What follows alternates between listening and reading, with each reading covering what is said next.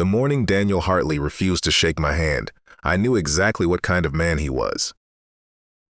He sat behind my own desk, the one I had used for 11 years before he relocated me to a smaller office after his father installed him as CEO, and he slid a folder across the surface like he was disposing of something inconvenient. He did not look up right away. He let me stand there for a moment because men like Daniel believe discomfort is a form of authority. When he finally looked at me, his expression was polite in that particular way. That means nothing behind it at all. He said my work had been foundational. That was the word he used, foundational, like a compliment dressed as a goodbye. Then he said the company was moving in a new direction. AI first. Next generation. Legacy infrastructure was being retired. And then, with a small rehearsed smile, he told me that my position had been eliminated, effective immediately, with a generous severance package already outlined on page 3 of the folder. I looked at the folder.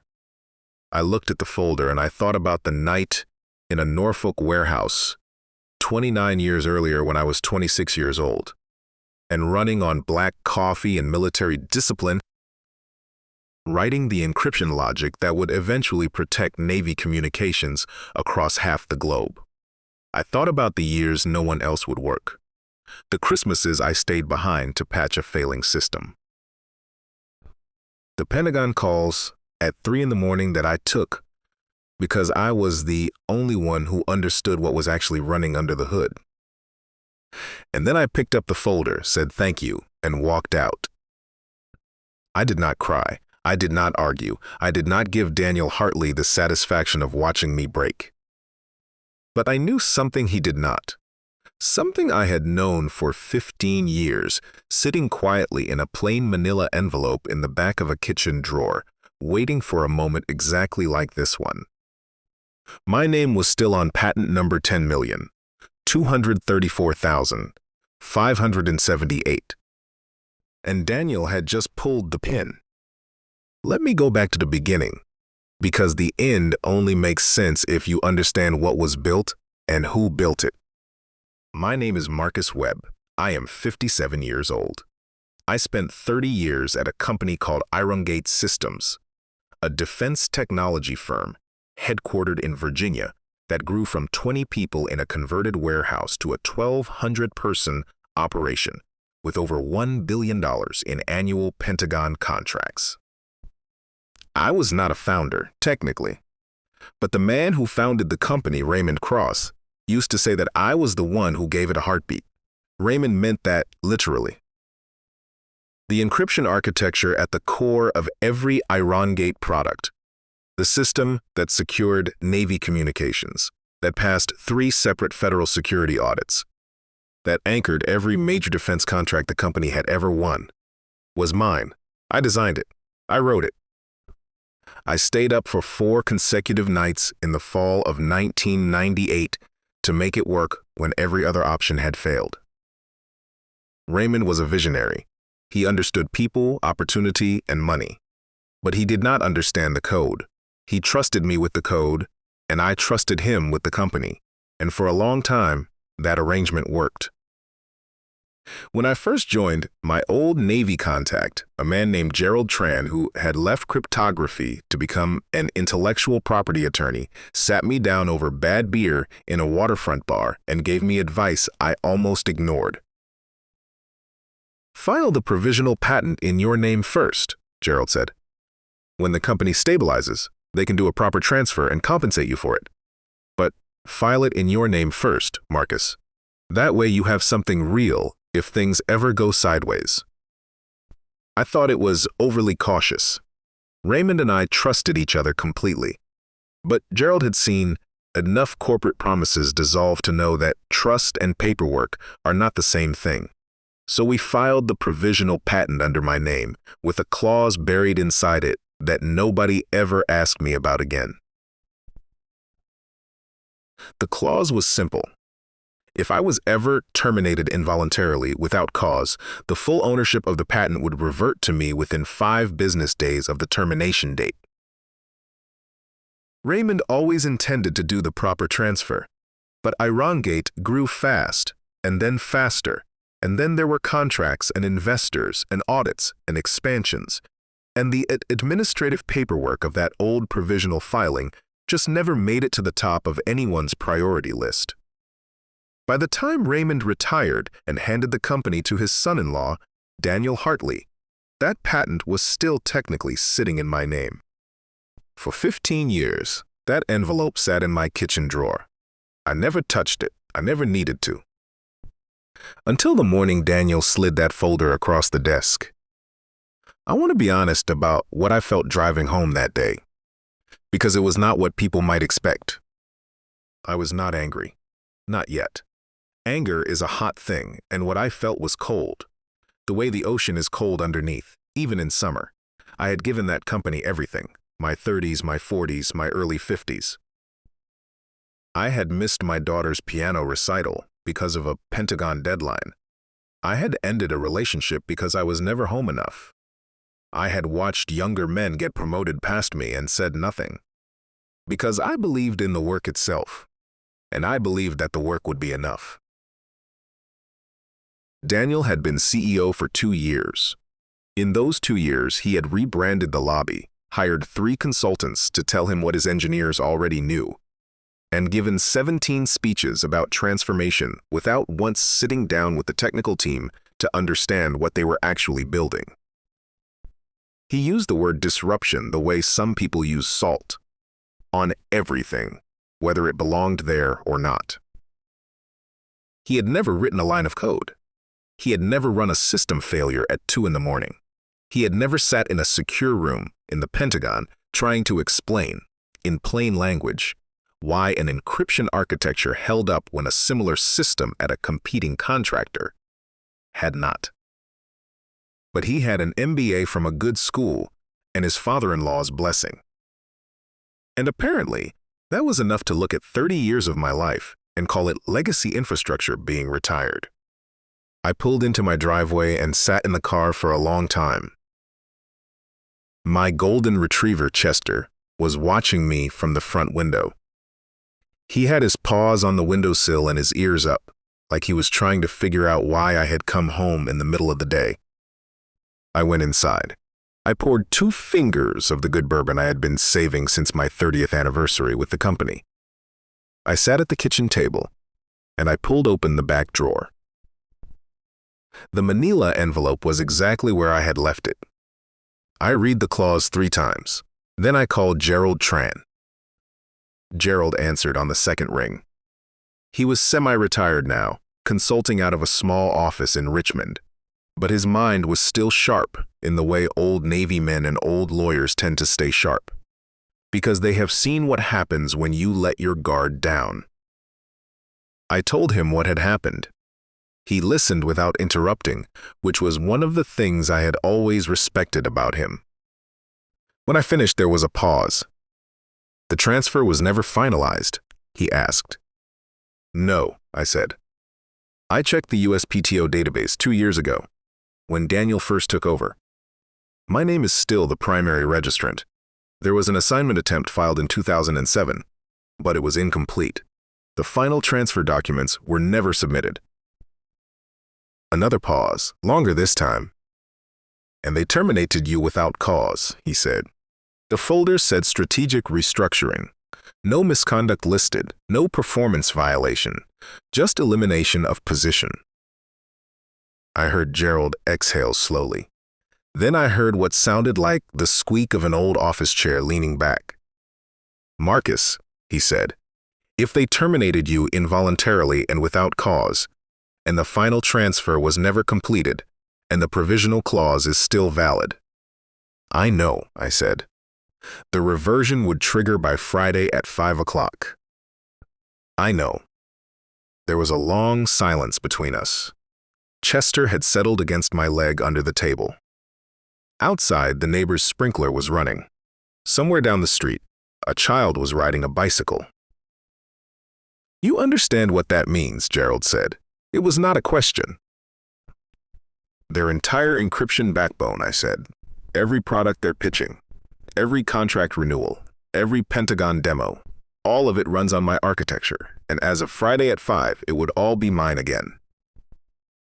Gerald was quiet for another moment. Then, in a voice that was almost gentle, he said, "What do you want to do?" I looked at the bourbon sitting untouched on the table. I thought about the termination folder. I thought about Daniel's polished smile and the word foundational used as a dismissal. "I want to do exactly what the clause says," I said. "I want to file the reversion and let the paperwork do what it was written to do." "All right," Gerald said. "Then let's do this carefully and correctly." We spent the next 2 days reviewing every document, every filing date, every corresponding record. Gerald was meticulous in the way that only people who have watched expensive mistakes get made tend to be. We verified the termination letter. We confirmed that it listed no cause, no misconduct, no performance basis, only strategic restructuring. We pulled the original provisional patent filing and confirmed my name, my signature, and the reversion clause language, word for word. Then we checked the attempted assignment from 2007. It was incomplete. The submission had been started. Someone in Irongate's legal department had apparently begun the paperwork during a contract renewal push, then never finished it. There was no final executed transfer, no countersignature, no USPTO acceptance. Just an incomplete filing sitting unresolved in the federal record, like a half-written sentence. Gerald shook his head when he saw it. 15 years, he said quietly. They had 15 years to close this out. They were busy getting rich, I said. By Wednesday afternoon, we had everything we needed. Gerald drafted the reversion notice and walked me through each section line by line. We filed it Thursday morning. The USPTO confirmation arrived Thursday afternoon. Patent number 10,234,578 was in active review for reversion to Marcus Webb. I did not call anyone at Irongate. I did not send a warning. I did not negotiate in advance or offer them a courtesy heads-up. They had not offered me one when they handed me that folder. I let the clock run. Friday at 5 o'clock, the reversion was complete.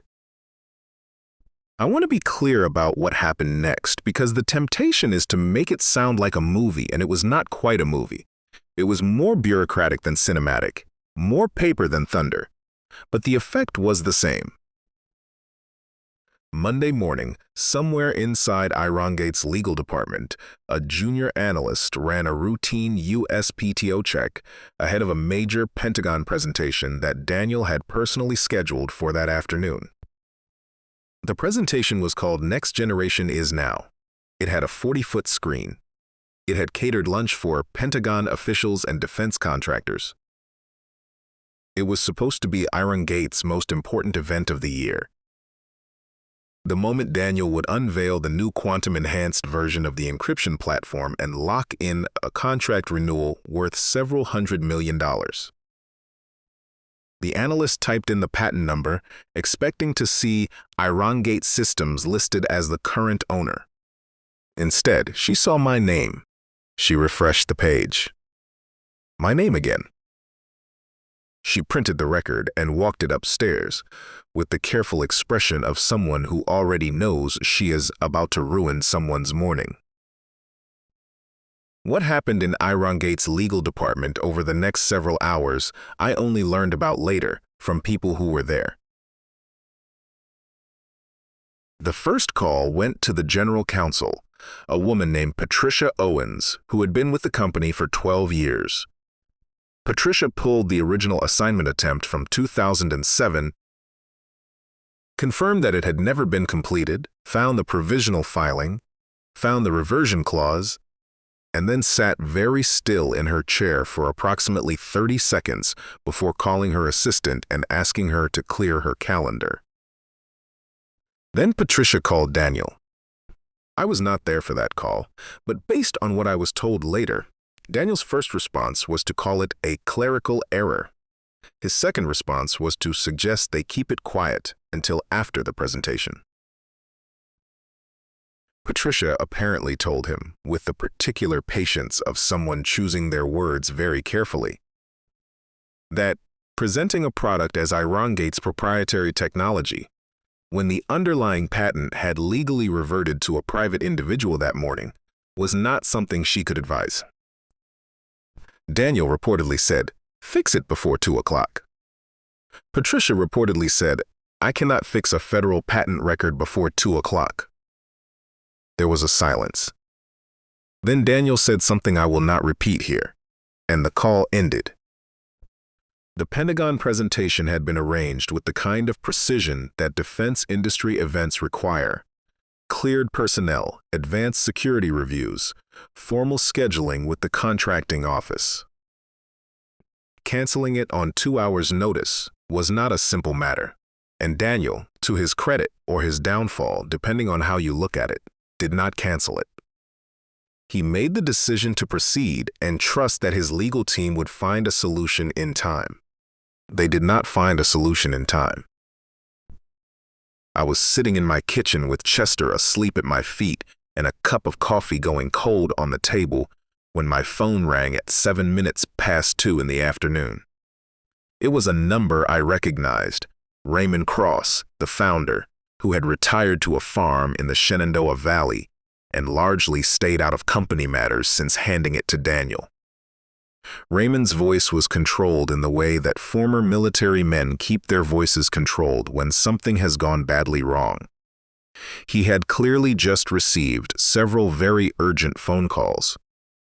"Marcus," he said, "I need you to tell me what happened." I told him. All of it. The termination, the patent, the reversion clause, the filing. I told him without dramatizing it and without minimizing it. I just explained the sequence of events the way I would explain a system failure. What broke, when it broke, and why. When I finished, Raymond was quiet for a long time. "The transfer was never completed," he finally said. "Not quite a question."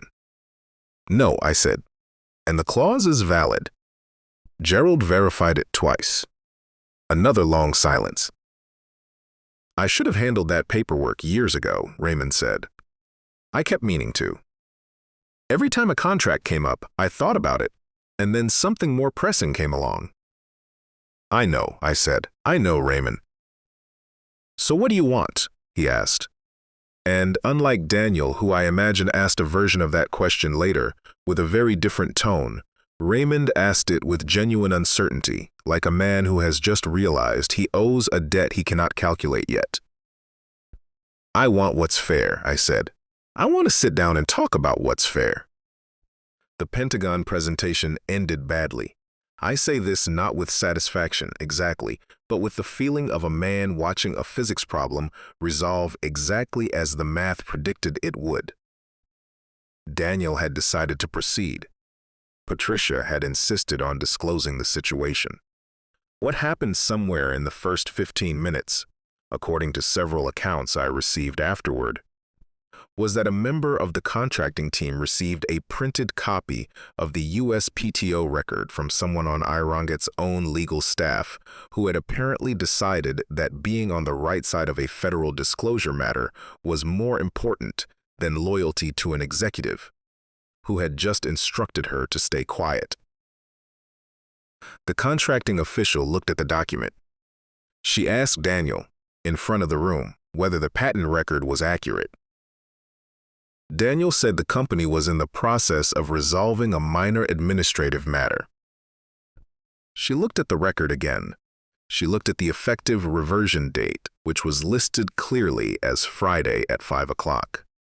She asked if the product being presented as proprietary Irongate technology ran on the architecture covered by patent number 10,234,578. Daniel paused just a half second too long before answering. The official thanked Irongate for the presentation, said they would be in touch, and led her team out of the room before the catered lunch had been touched. 2 other contractors followed them. Daniel stood in the empty room under the lights of a 40-foot screen, still displaying the words "Next Generation is Now." My phone was busy for the rest of that afternoon and into the evening. I let Gerald handle most of it. By Tuesday morning, Irongate had requested a formal meeting, which Gerald and I agreed to on neutral ground, a conference room at Gerald's law firm in Richmond. I want to describe the meeting carefully because the temptation again is to make it dramatic, and it was not quite dramatic. It was businesslike and tense and exhausting in the way that high-stakes meetings tend to be exhausting, where every word is carrying legal weight and everyone in the room knows it. Raymond was there, which surprised me. He had apparently gotten on a plane from Shenandoah the night before. Patricia was there. A senior partner from their outside counsel was there. Daniel was there, which I had not expected, and he looked exactly the way a certain kind of man looks when the world has stopped confirming his self-image. Not broken, exactly, but recalibrated. Smaller. He did not shake my hand when I walked in. I did not offer mine. We sat down. Gerald placed a folder on the table. He outlined calmly and completely the legal situation as it now stood. The reversion was valid. The patent was currently in my name. Any continued use of the architecture in Irongate's products without a licensing agreement would constitute infringement. The Pentagon demo had already complicated the company's position with at least one federal contracting office. Time was a factor. Then he nodded to me, and I read aloud from a single sheet of paper. There were 5 terms. A licensing agreement granting Irongate continued use of the patent with an upfront payment of $22 million and an ongoing royalty of 15% on all products using the architecture. An appointment for me as interim chief technology officer with full board voting rights for a minimum period of 3 years. A public acknowledgement to be distributed to all major partners and published on the company's official communications that I was the original architect of Irongate's encryption platform. A formal review to be completed within 90 days of the technical leadership structure across all departments, and the immediate resignation of Daniel Hartley as Chief Executive Officer. I put the paper down. The outside counsel started to speak. Gerald held up one hand, not unkindly, and said that these were the terms as presented, and that Irongate was welcome to seek additional legal counsel and reconvene in 48 hours if they needed time to consider, but that the terms would not change. Raymond looked at the table for a long time. Then he looked at me. His expression was complicated, regret and relief and something harder to name, the look of a man who built something real and watched it nearly destroyed by someone he trusted with it. "All right," Raymond said. Daniel started to object. Raymond looked at him once, and Daniel did not finish the sentence. I am going to skip forward a little here, because the weeks that followed involved a great deal of paperwork and very little drama, and I do not want to waste your time with things that are better handled by attorneys than by storytellers. The short version is this. The licensing agreement was signed within 4 days. The upfront payment cleared the following week. Daniel submitted his resignation letter on the same day, which I was told he did quietly and without ceremony, clearing out his office over a single afternoon without saying goodbye to most of the staff. Some people were surprised, most were not. Raymond came back as interim CEO while the board conducted a proper search. He and I had a long dinner the week after the agreement was signed, at the same kind of restaurant we used to go to in the early years when the company was still running on ambition and worry and bad coffee. We talked about the beginning. We talked about some of the mistakes. We talked about the years when things were good and the years when things drifted. At the end of the night, Raymond told me that firing me had been the worst decision the company had made under new leadership, and that he should have fought harder to stop it when he first heard Daniel plan to eliminate the senior technical staff. I told him I understood why he had stepped back. It was his son-in-law. Families are complicated. Raymond nodded and stared at his drink for a moment. I should have remembered that the company always came first, he said. That was what I taught everyone from the beginning. The company first, the work first. He paused. I forgot it when it mattered most. I did not try to argue or comfort him. Some things deserve to sit with a person for a while. When I walked back into Iron Gate as interim CTO, I did not make a speech. I did not hold a meeting to announce the philosophical direction of my tenure or put new motivational words on the lobby wall. I just went to work. I spent the first 2 weeks doing what I had always done in the early years, sitting with the engineers, reading the code, asking the kinds of questions that only matter if you already understand the answers. I found 3 critical vulnerabilities that no one had caught because the team had been too thin and too stretched under Daniel's restructuring. I found documentation that had been neglected for over a year. I found a junior engineer who had been flagging a potential system architecture problem in writing for 6 months and getting no response. I fixed the vulnerabilities. I read her documentation. I promoted her. Within the first month, 2 of the senior engineers who had left under Daniel came back. By the second month, the Pentagon Contracting Office had resumed conversations. By the end of the third month, Iron Gate had submitted a corrected contract renewal proposal that addressed every concern raised after the disastrous presentation. It was approved.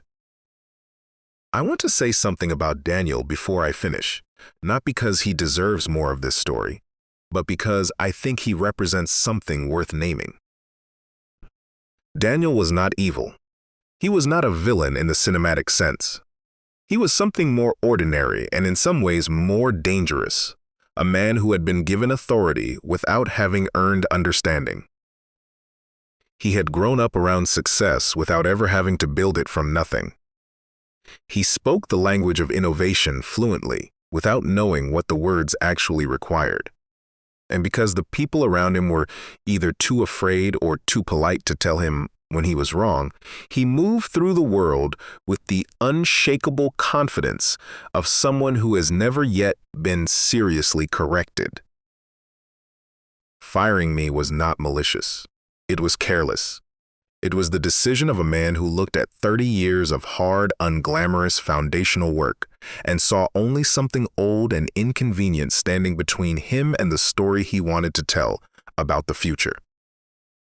He forgot that the future he wanted to sell was built on a foundation he did not own. The last I heard, Daniel had relocated to California. Someone told me he was working in venture capital, which is one of the few fields where confidence without technical understanding is still considered a qualification. I do not wish him harm. I genuinely do not. But I will say this.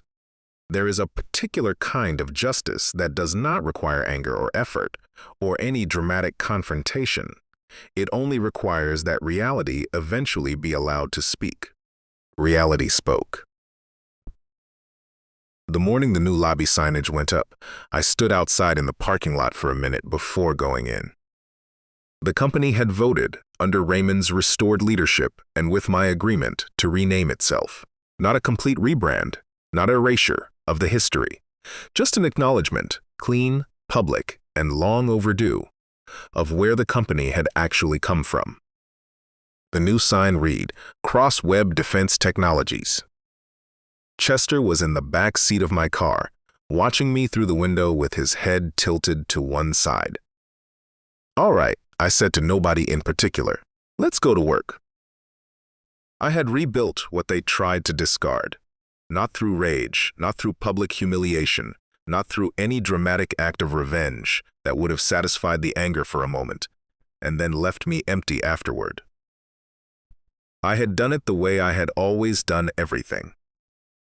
Carefully, methodically, with a clear understanding of what the work actually required, and the patience to wait until the right moment arrived.